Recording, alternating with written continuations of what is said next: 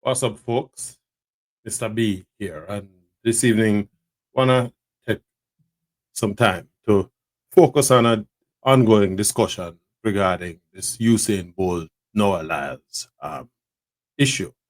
Now, it has been nearly 10 years since Jamaica's Usain St. Leo Bolt has removed himself from the track and field stage, and in that period, many a sports writer have bemoaned the sport's lack of another individual capable of operating at its apex. In other words, being able to galvanize not only commercial support, but also galvanize the interest of fans in a way that operated in the Bolt years.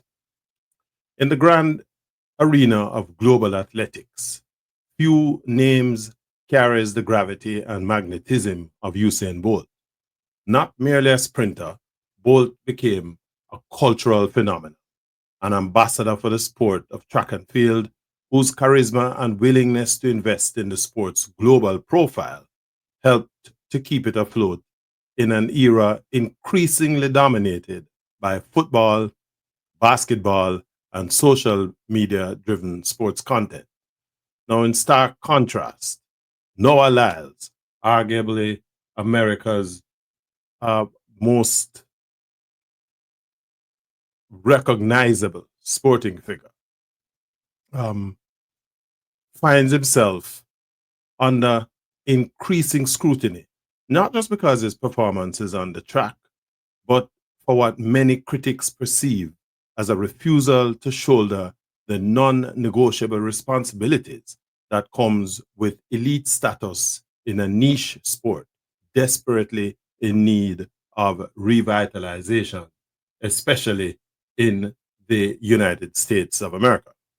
Now, while no one will deny Lyles' talent, his 200 meters dominance, vibrant personality, and flair for entertainment, which echoes some of Bolt's best characteristics, there's a growing chorus of voices who argue that he lacks the gravitas and commitment to the sport itself beyond himself. In other words, unlike Bolt, who routinely headlined new meets, supported junior competitions, and made himself available for promotional activities, even when it wasn't financially lucrative, Lyles appears rather selective in his engagements, often skipping emerging or lesser known meets in the United States, where his presence could galvanize interest and attract sponsors.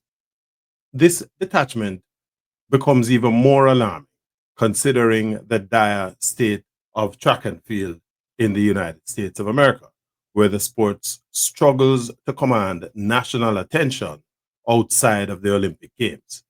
The American market, cluttered with NFL, NBA, and collegiate sports, requires sustained grassroots to glory strategy to maintain relevance.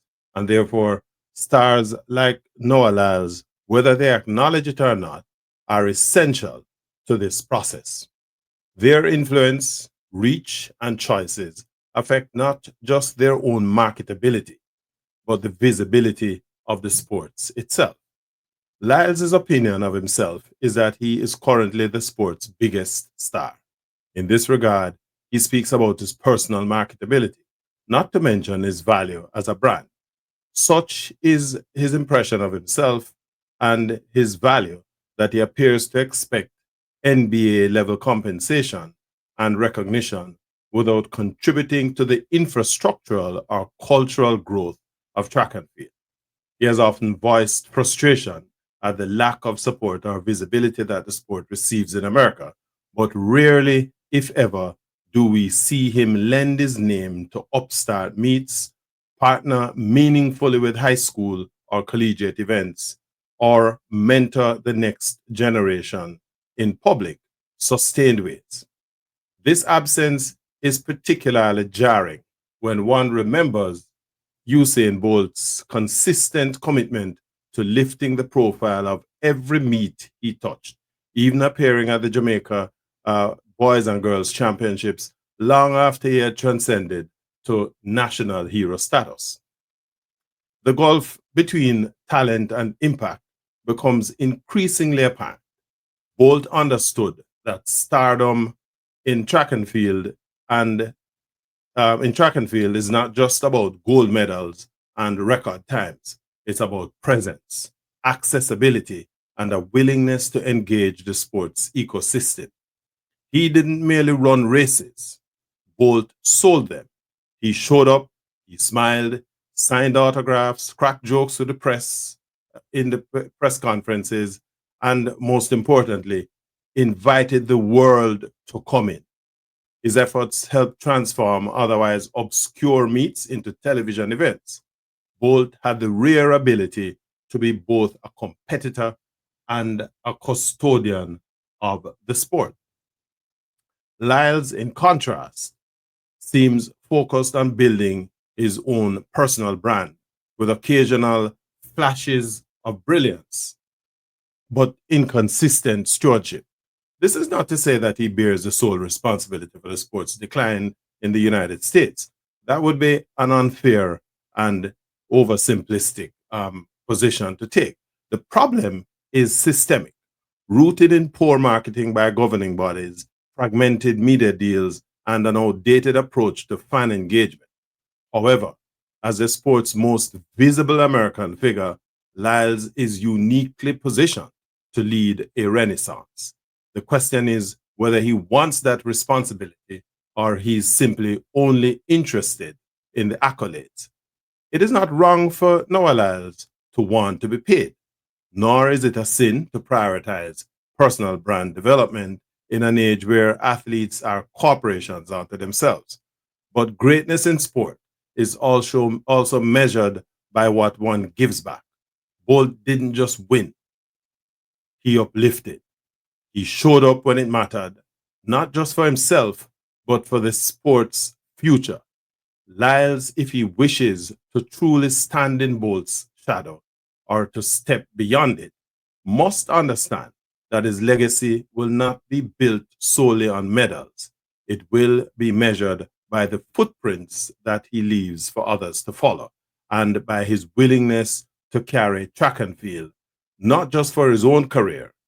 Now, until that moment arrives, it is my view that comparisons to Usain Bolt, that is, any comparison of Noah Lyles to Usain Bolt, is going to just remain completely and absolutely premature, if not altogether misplaced. There is no meaningful comparison that can be made between Noah Lyles and Usain Bolt. One of the biggest points to note is that while Lyles is maybe the male image of the sport and he has some results, what he doesn't have is what Usain Bolt have.